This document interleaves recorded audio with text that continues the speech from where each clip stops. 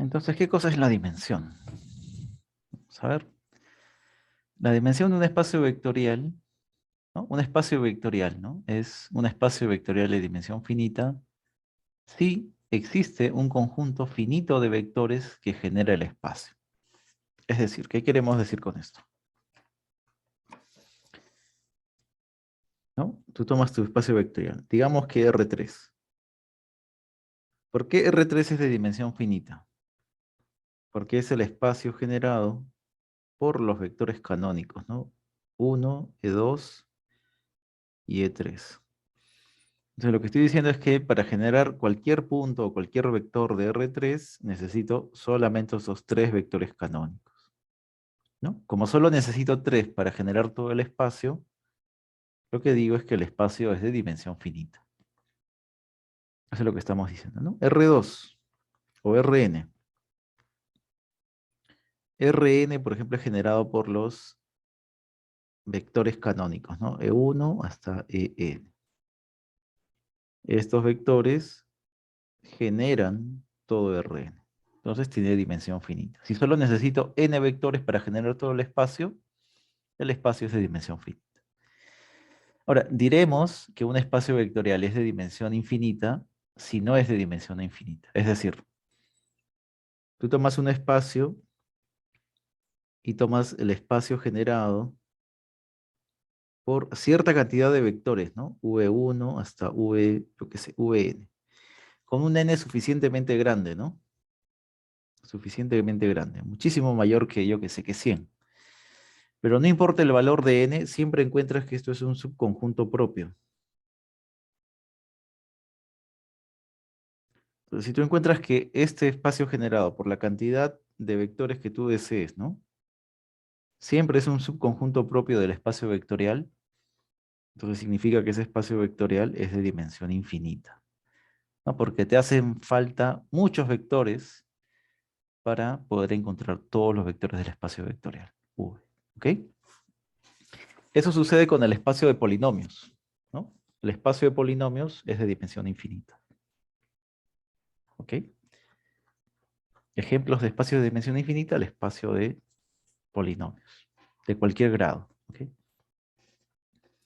En cambio, cuando queremos ejemplos de dimensión finita, tenemos ya también varios. Por ejemplo, Q raíz de 2, que fue el que vimos la primera clase, es un Q espacio, ¿no? ¿Y cuál es la base de este espacio vectorial? ¿O cuál es el conjunto de generadores? Lo que yo observo es que cualquier elemento de Q raíz de 2 siempre es A más B multiplicado por raíz de 2.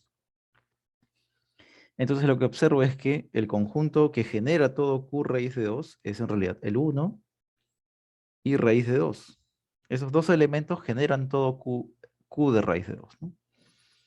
El span generado por 1 y raíz de 2 es exactamente, ¿no? A con A en los racionales, B en los racionales, ¿no? A más B por Q, perdón, A más B raíz de 2. Todo eso es el espacio generado por 1 y raíz de 2. Y observo que eso concuerda con Q raíz de 2. O sea, son iguales. ¿Ok?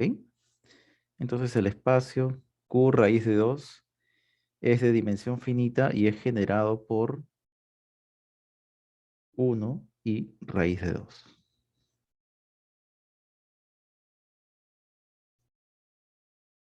Eso quiere decir que es un espacio de dimensión finita. No sabemos hasta ahora qué dimensión, solo sabemos que es de dimensión finita. Aquí les puse otro ejemplo, ¿no? El ejemplo que ya les mencioné arriba. Si tienes un cuerpo, entonces Kn, K a la n, es K super n, es K multiplicado con K n veces, ¿no? El producto cartesiano. Es un espacio de dimensión finita. ¿Por qué? Porque puedes elegir este elemento como generador, ¿no? La base canónica genera todo el espacio Kn, K super n. ¿Ok? Y aquí lo hacemos notar de manera más clara, ¿no? Este vector que está en Kn se escribe como sumatoria de estos vectores, como combinación lineal de estos vectores canónicos. Ahora, un espacio de dimensión infinita puede ser también el espacio de funciones que va de los naturales al cuerpo. Ese es un espacio de dimensión infinita, ¿no? Es el conjunto de sucesiones. Estas son las sucesiones,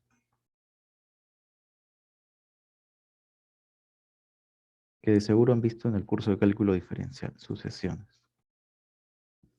El espacio de sucesiones es un espacio de dimensión infinita. Uno podría pensar en, por ejemplo, una base generada por una especie de base canónica, ¿no? Por esto podría ser la sucesión 1, 0, 0, 0, 0, 0 hasta el infinito, luego 0, 1, 0 así hasta el infinito, luego 0, 0, 1 hasta el infinito. Y podría pensar en todo eso, ¿no? ¿Ok? Pero ¿cuántos elementos de este tipo hay? ¿Cuántos elementos en la base canónica tendrías? Tendrías infinitos, ¿no? Perdón, en este, claro, en este conjunto de generadores sería infinito. Ujú. Entonces lo que sucede es que, por ejemplo, el espacio generado por estas sucesiones canónicas, que le estamos llamando, E sub i, no me alcanzan para generar todo el espacio de sucesiones. No, no alcanzan, ¿no? Parecería que sí, pero no alcanzan. O sea, lo que te estoy diciendo es que una sucesión no se puede escribir, se podría escribir así. Sí se puede, ¿no? A ver, A1, A2, más A3, E3, más AN por EN más, y así continuamos hasta el infinito. Ya, lo que pasa aquí es que nosotros en el curso solo hemos hablado de combinación lineal finita, ¿no? O sea, solo puedo combinar hasta un determinado punto. Eso es una combinación lineal. No existe una combinación lineal infinita, digamos, ¿ok? No puedo hacer eso. Todas las combinaciones lineales que hemos hecho son todas finitas. Entonces, cuando hablamos de espacio generador, solo tomamos combinaciones finitas, ¿no? Aquí estamos considerando, le vamos a escribir, aquí consideramos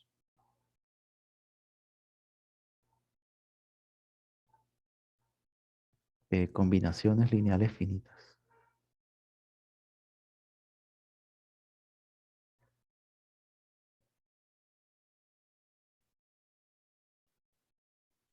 Mientras que aquí, en el espacio de sucesiones, hay sucesiones que tienen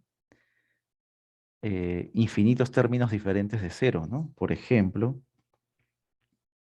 podríamos poner aquí este ejemplo, mira. La sucesión constante 1.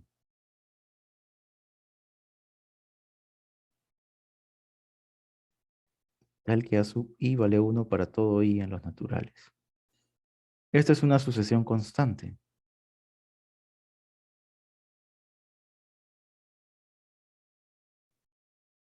Y esta sucesión constante, 1, 1, 1, 1, 1 hasta el infinito, no se puede escribir como una combinación lineal finita de elementos de esta especie de base canónica, ¿no?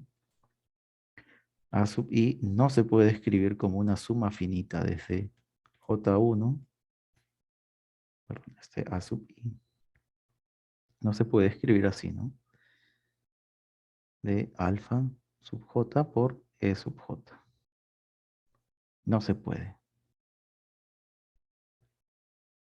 ¿Por qué? Porque como esta es una suma finita, solo me voy a quedar en un punto, ¿no? O sea, digamos que esta sucesión constante es como un tren con infinitos vagones y tomar un elemento de este espacio generado es siempre tomar un tren con una cantidad finita de vagones, ¿no? O sea, no vas a poder encontrar un tren con infinitos vagones, esa es la idea. Aquí. Los trenes que están en este espacio son todos trenes finitos, con una cantidad finita de vagones. En cambio, existen sucesiones como si fueran trenes de infinitos vagones. Esa es la observación que ustedes tienen que ver aquí. ¿Ok? Esa es la idea de este ejemplo. Hay otra especie de conjuntos que son las sucesiones con soporte finito, es decir, aquellas sucesiones que solo tienen una determinada cantidad finita de puntos que son diferentes de cero. O sea, casi todos son ceros, salvo una cantidad finita. Eso es lo que me dice. Esas son las sucesiones con soporte finito. Digamos que en algún punto es cero y a partir de ese punto continúa siendo cero, ¿no? Existe un punto de tal manera que a partir de ese punto son todos ceros. Eso es lo que les indico aquí. Una sucesión es de soporte finito si existe un punto en el cual, ¿no? A partir de él, hacia adelante, son todos ceros. Y antes de él, pues puede haber números diferentes de cero. Eso es lo que puede suceder. Observaciones. El espacio de sucesiones con soporte finito es un subespacio propio, ¿no?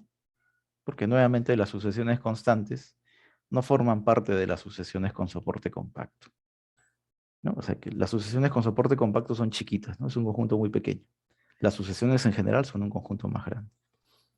Entonces sería un subespacio propio, ¿ok? Y para este subespacio con soporte compacto, eh, que también tiene dimensión infinita, ¿no? Uno pensaría que este subespacio de sucesiones con soporte compacto, sí es posible escribirlas de esta manera, como combinación finita, pero no, no es posible, ¿no? No todas, ¿no? O sea, tú piensas que hasta un determinado punto se puede, pero luego aparece una sucesión con un vagón más adelante, digamos, ¿no? Entonces es un ejemplo de una sucesión, perdón, de un conjunto, un espacio vectorial que no tiene dimensión finita, tiene dimensión infinita. Y aquí tienes dos espacios de dimensión infinita, uno contenido en el otro propiamente.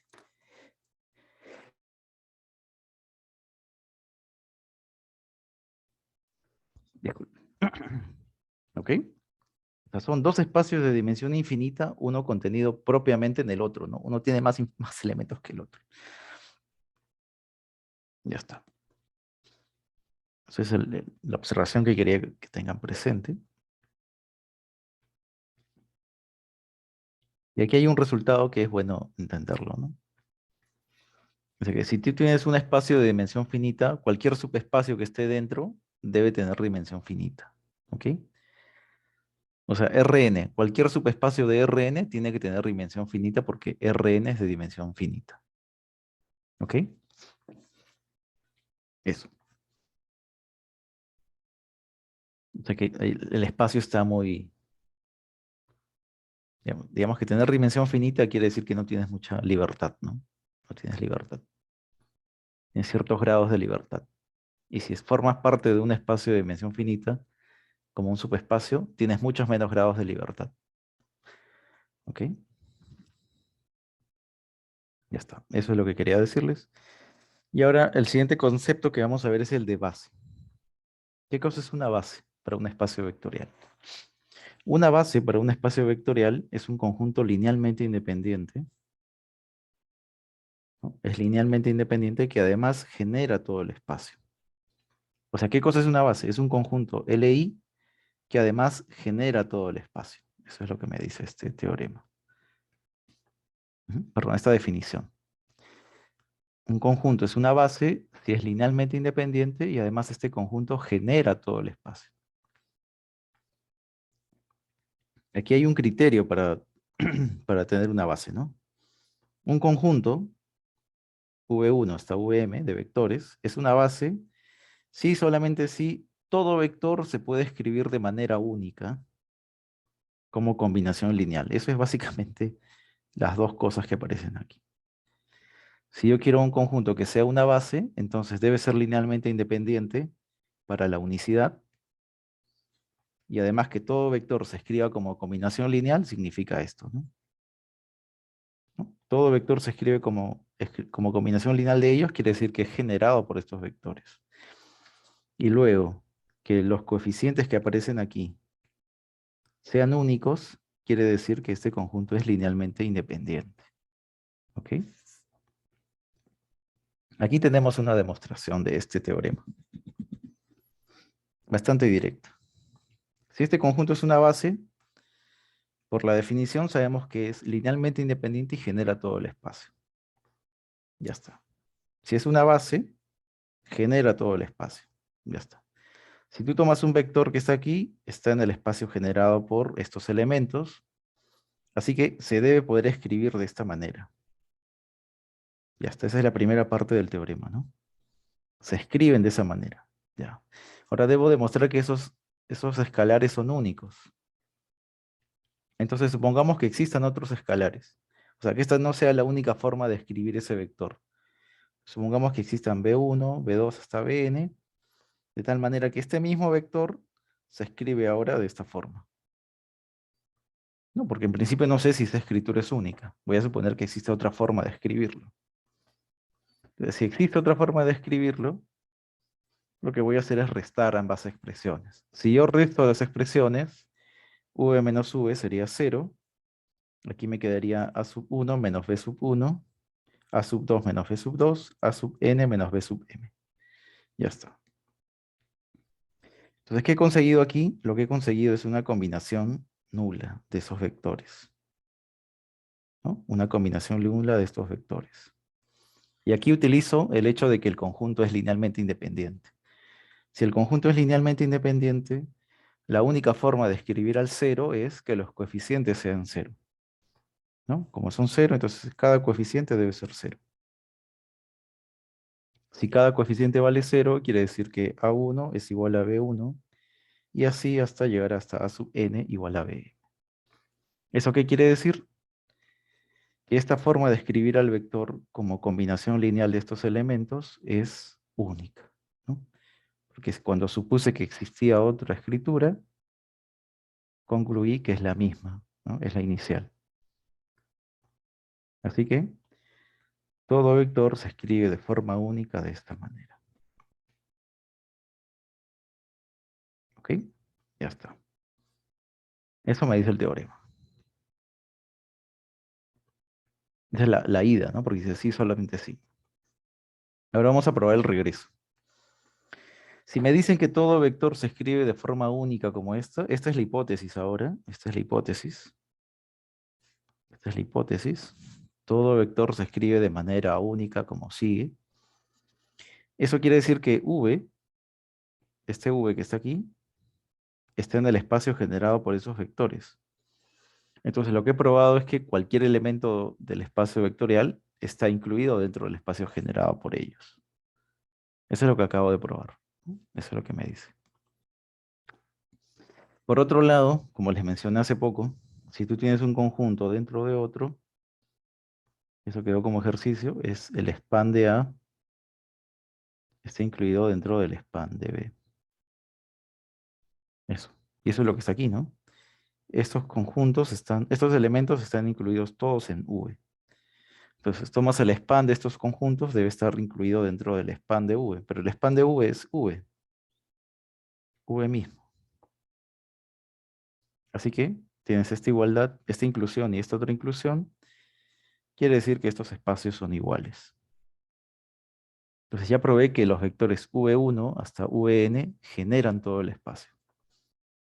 ¿Ok? Ahora, como V se escribe de forma única,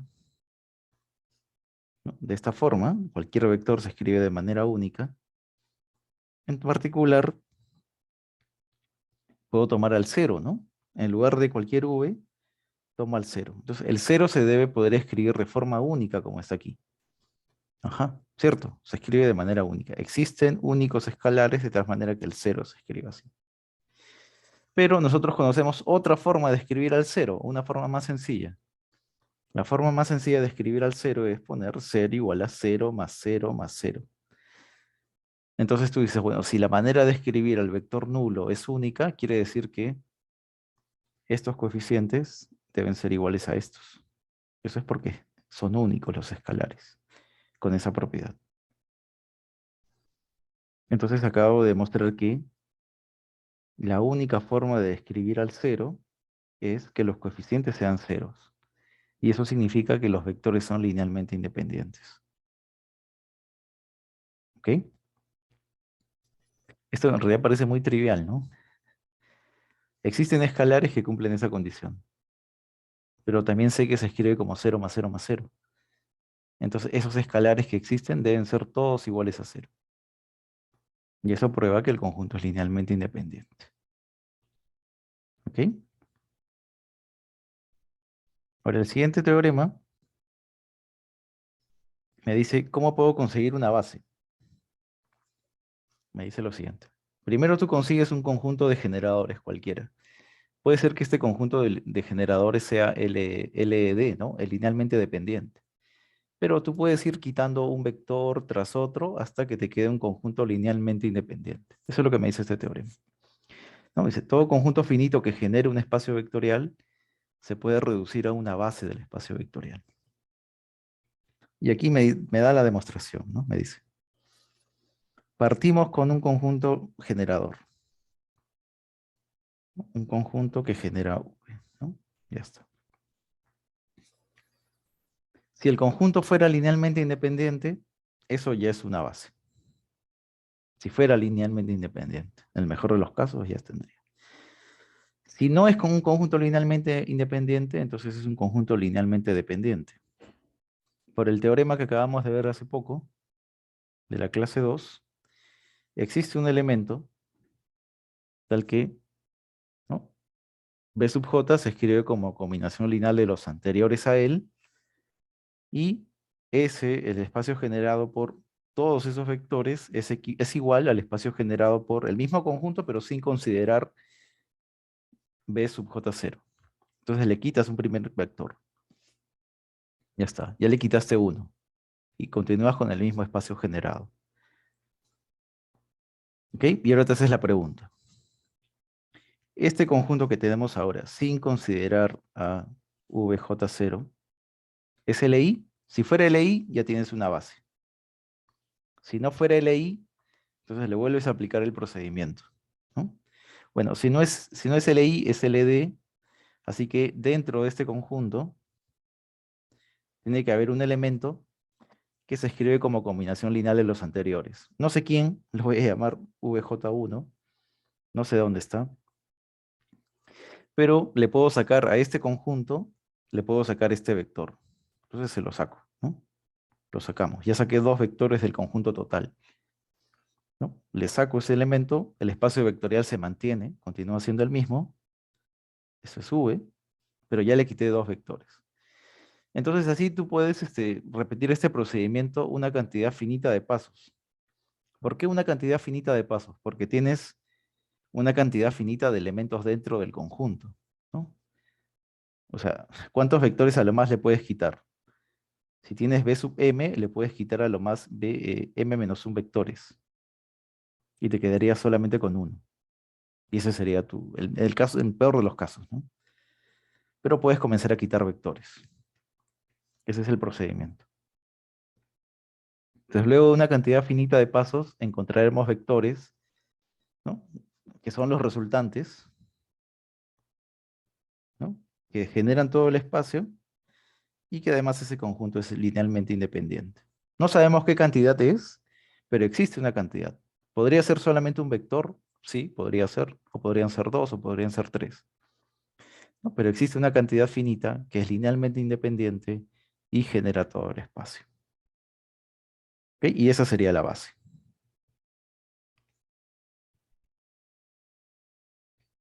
Ese es el argumento para demostrar el teorema. ¿Ok? Sencillo, ¿no? Incluso podría ser programable si ustedes se encuentran, ¿no? Si les dan la base, ustedes podrían programar esto para que lo calculen. Ahora vemos un poquito del teorema de completación de bases. ¿Ok? Vamos a probar tres teoremas aquí. Dice que todo espacio vectorial de dimensión finita tiene una base. Todo conjunto linealmente independiente de un espacio vectorial se puede extender hasta obtener una base de todo el espacio vectorial. Y un tercer teorema que me dice que si tengo un espacio vectorial de dimensión finita y tengo un subespacio, entonces puedo encontrar otro subespacio, ¿no? De tal manera que en suma directa con U me da todo el espacio grandote. Los tres forman parte de un mismo teorema, ¿no? Aquí, estos dos últimos, el teorema 2 y 3, ustedes lo pueden ver de manera geométrica. Por ejemplo, cuando están en R3, ustedes piensan en que el plano U, es generado por dos vectores. Pero si ustedes quieren completar a una base de R3, lo que ustedes necesitan es un tercer vector, ¿no? Que en R3 puede ser el producto cruz o el vector normal al plano. Básicamente esa es la idea en general, ¿no? Tú tienes los vectores que están dentro de tu subespacio y hay vectores que están fuera, ¿no? Esos vectores que están fuera te ayudan a completar la base, ¿no? Así poco a poco, uno a uno. Esa es la idea en general. Vamos a ver eso ahora. Y primero demostremos el primer teorema. Me dice que si tengo un espacio vectorial de dimensión finita, aquí me faltó la S, supongamos, que nuestro espacio es diferente del trivial, ¿no? Entonces tengo un primer vector, ¿ok? Tengo un primer vector. Estamos suponiendo que es de dimensión finita. Entonces me puedo preguntar, ¿mi espacio vectorial es generado por un solo vector? Si fuera así, ya encontré la base. Si no fuera así, hay un vector que pertenece al espacio, pero que no pertenece a este espacio generado por esta recta, ¿no? Por este vector V1, que sería como una recta. Entonces, si el vector no está dentro de la recta, entonces considero ese vector y el vector que genera la recta, entonces ya tengo un plano. Entonces me pregunto, este plano tengo dos vectores que son linealmente independientes, me pregunto si todo el espacio vectorial es un plano. Si fuera un plano, se acabó. Pero si el espacio es mucho más grande que un plano, quiere decir que está el plano y tengo un vector fuera, ¿no? Entonces considero ahora los dos vectores que tenía dentro del plano con este vector que está fuera. Entonces tengo como un R3. Me pregunto nuevamente, ¿mi espacio vectorial es R3?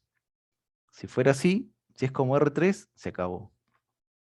Si no es como R3, entonces es R3 más un vector que está fuera, ¿no? Un elemento que está fuera. Y considero así mis tres vectores de mi R3, entre comillas, con el cuarto vector. Entonces tendría un espacio vectorial generado por cuatro vectores linealmente independientes. Me vuelvo a preguntar, ¿este espacio es todo o no es todo? Si no es todo, entonces puedo completarle con un vector más. Y así. Ahora la pregunta es, profesor, ¿y esto puede ser ilimitado? La respuesta es no, ¿no? Porque como estamos pensando que nuestro espacio grande tiene dimensión finita, en algún momento voy a llegar a obtener todos los generadores del espacio, ¿no? O sea, digamos que para mi espacio vectorial necesito 10, comencé con 1 y luego de 9 pasos más ya conseguí los 10 vectores para generar todo el espacio. Eso es lo que sucede. Eso es lo que me dice el teorema. Y eso sería su demostración. El segundo teorema me decía que si yo tengo una base, no, perdón, si yo tengo un conjunto linealmente independiente, yo lo puedo completar. La misma historia. Vamos a ver la demostración aquí. Si tú tienes un conjunto linealmente independiente, la pregunta es, ¿cómo puedo completarlo a una base? Primero te preguntas, ¿esto ya es una base? La respuesta es sí y ya está.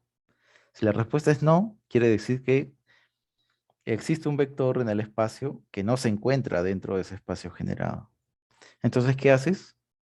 Se lo añades, pues, ¿no? A mi conjunto de generadores le añado un vector más. Y luego te vuelves a preguntar, ¿este conjunto ya es linealmente independiente? ¿No? Ese es un ejercicio que ustedes pueden probar. Si un vector no pertenece al espacio generado por un conjunto linealmente independiente, todo el conjunto, incluido este vector que no pertenece, es linealmente independiente. Eso lo voy a poner aquí como ejercicio.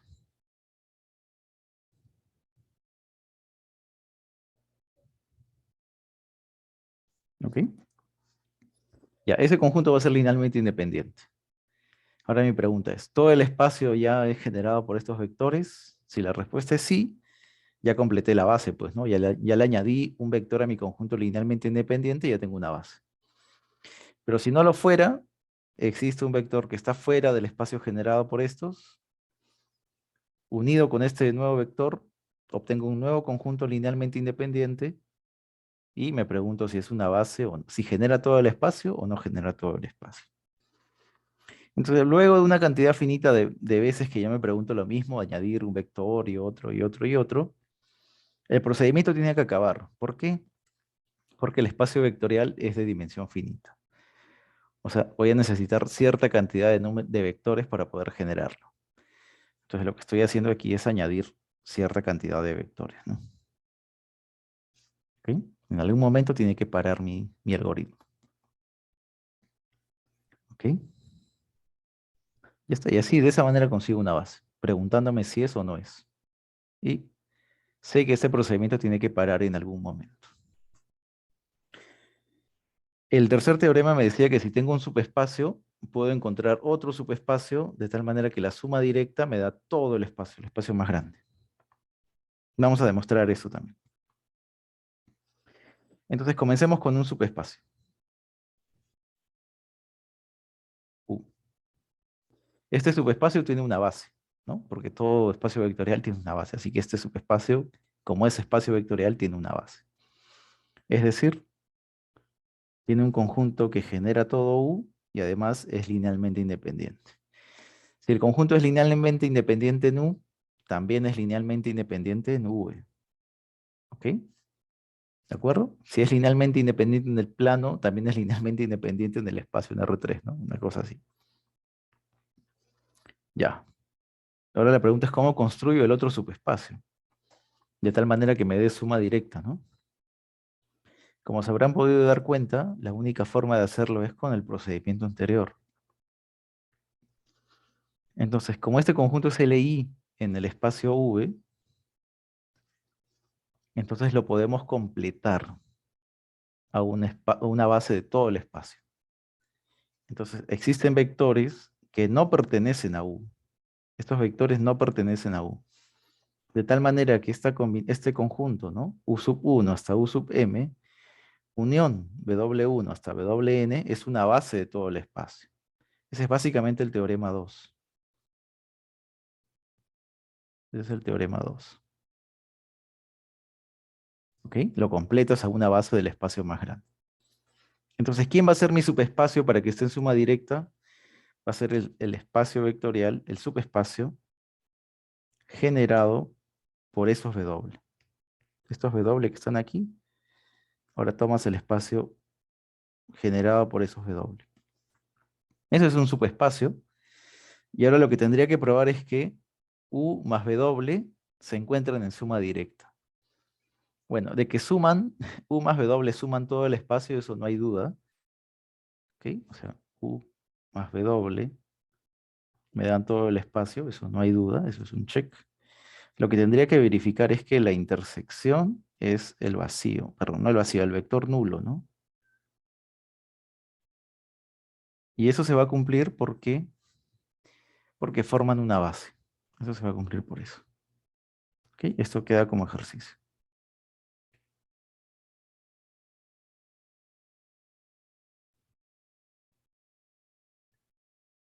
Verificar que si U es generado por estos vectores y W es generado por estos vectores, esta condición me dice que la intersección es el vector nulo.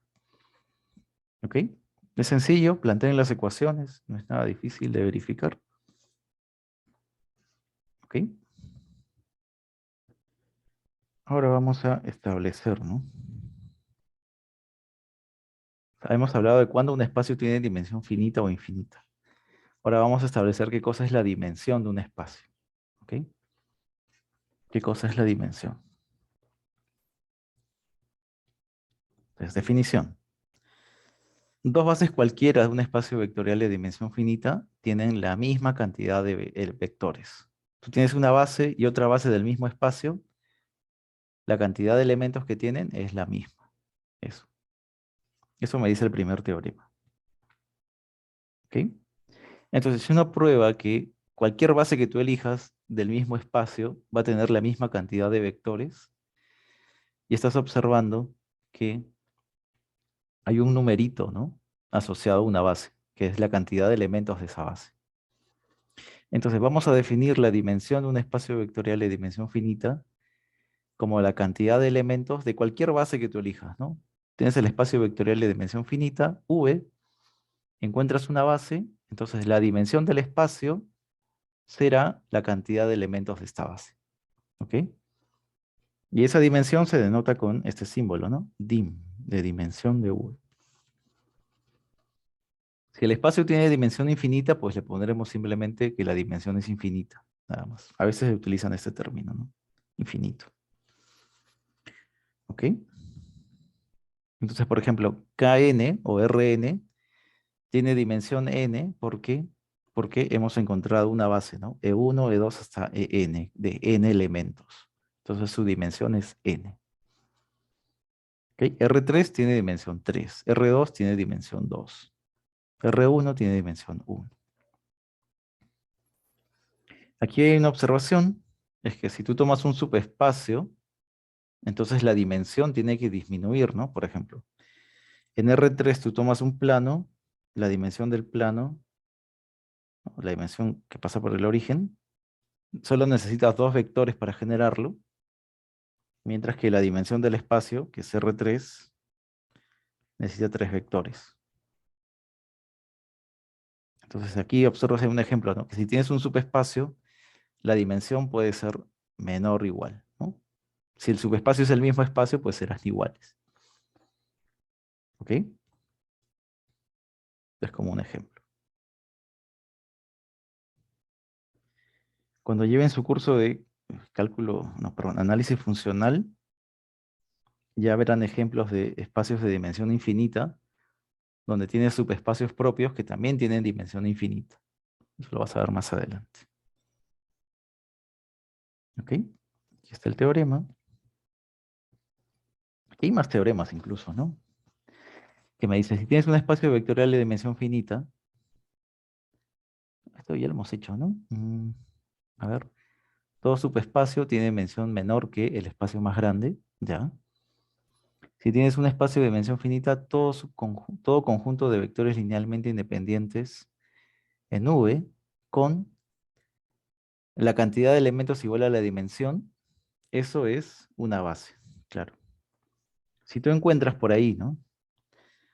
Estás dentro de un espacio vectorial y te encuentras con un conjunto de vectores linealmente independientes y ya sabes cuál es la dimensión del espacio, digamos, te encuentras con tres vectores linealmente independientes y sabes que tu espacio tiene dimensión 3, esos tres vectores que has encontrado en realidad forman una base, ¿no? Eso es lo que me dice. O sea, tú ya debes saber para este teorema la dimensión del espacio. Si sabes la dimensión del espacio, solo tienes que encontrar la misma cantidad de vectores linealmente independientes para tener una base. Eso es lo que me dice. Ahora, si tienes una cantidad de vectores que genera todo el espacio, ¿no? Una cantidad de vectores que genera todo el espacio, y la cantidad de estos vectores es igual a la dimensión, entonces este conjunto de generadores también es una base. O sea, si tienes un conjunto que genera al espacio y tiene exactamente la dimensión del espacio en cantidad de elementos, eso es una base. O sea que conocer la dimensión te puede permitir establecer cuándo un conjunto es linealmente independiente, ¿no? Un conjunto de generadores es linealmente independiente, o te permite establecer si un conjunto linealmente independiente es una base. Estos dos teoremas son de ese tipo. Y son simplemente escribirlos correctamente para tener la demostración. Y eso es lo que he hecho yo aquí a la derecha. ¿Ok? Otro teorema que, bueno, nosotros hemos visto la primera clase, ¿no? Que si tienes dos subespacios, la suma de dos subespacios te da un espacio vectorial, ¿no? Te da un espacio vectorial. Lo que me dice este teorema es que si tú tienes dos subespacios y quieres calcular la dimensión de la suma,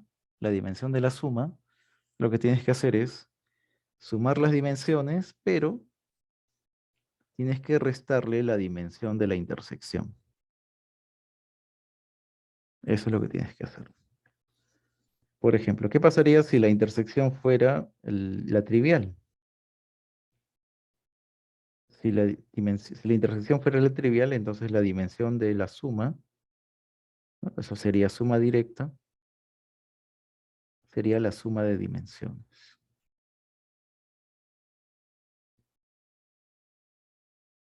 ¿Ok? Ese es un teorema. Si es que la intersección fuera trivial. Si no lo es, tienes que restarle la dimensión de la intersección. ¿Ok? Y por último, ya para terminar y cerrar la clase, vamos a ver lo que es una transformación lineal. Una transformación lineal entre espacios vectoriales es simplemente una función que satisface estas dos condiciones, ¿no? Lleva la suma de vectores de un espacio en suma de las imágenes. Una suma de vectores la lleva en la suma de las imágenes. Multiplicar por un escalar un vector es lo mismo que multiplicar el escalar por la imagen del vector. Eso es lo que me dice. En particular, si lambda vale 0, llevaría el 0 en el 0.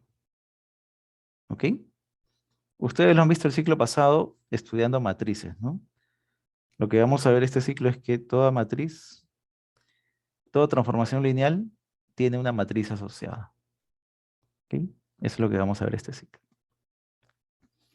El espacio de transformaciones lineales se denota por lo general como L, del espacio de salida al espacio de llegada. ¿Ok? Ese es el espacio de transformaciones lineales de V a W. Eso está ahí. Y la pregunta es, profesor, ¿existen transformaciones lineales? La respuesta es sí. ¿Cómo así?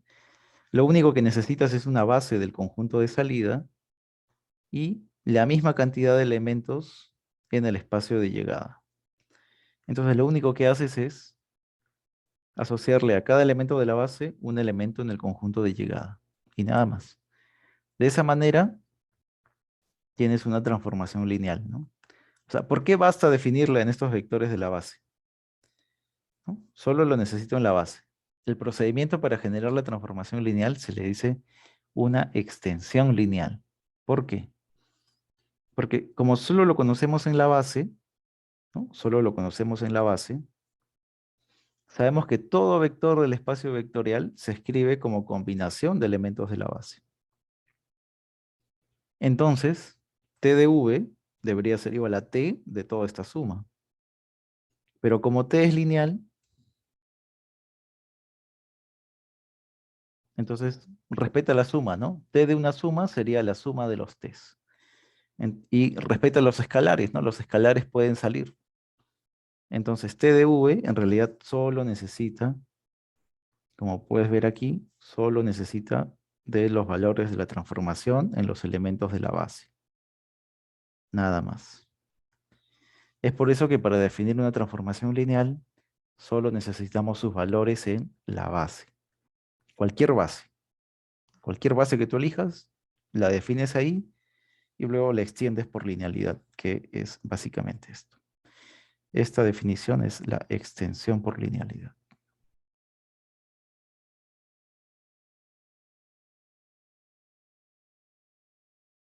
¿Ok?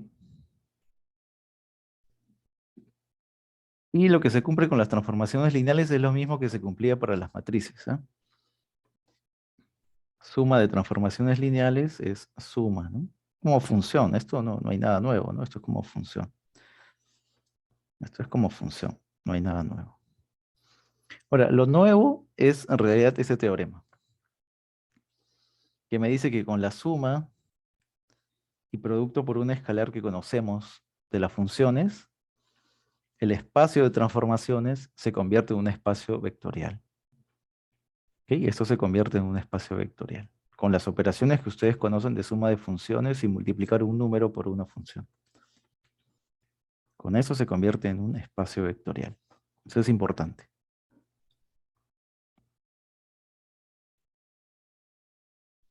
Es un espacio vectorial.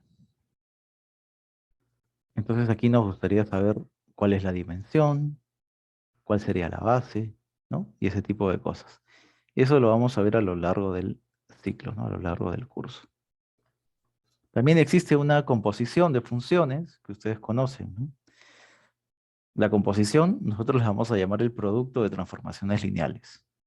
¿Ok? El producto de S y T sería la composición de T con S. Así. ¿Ok? Ahora, lo que sí uno podría verificar es que la composición de dos funciones lineales es nuevamente una función lineal. Eso sí sería un ejercicio, ¿no? Si se verifica rápidamente. Y lo que sucede es que, aquí repito nuevamente, las transformaciones lineales tienen las mismas propiedades que las matrices. Es decir, tú multiplicas tres matrices, asocias dos de ellas y es lo mismo que asociar otras dos. Existe una matriz identidad, existe una aplicación identidad, ¿no? Y luego, la suma de dos transformaciones lineales multiplicadas por una tercera se reparte de manera distributiva las operaciones, ¿no? Tanto por izquierda como por derecha. ¿Ok? Creo que esto es básicamente un repasito de lo que han visto en funciones, solamente que ahora le estamos añadiendo el concepto de linealidad. ¿Ok? Y aquí nos vamos a quedar en la clase.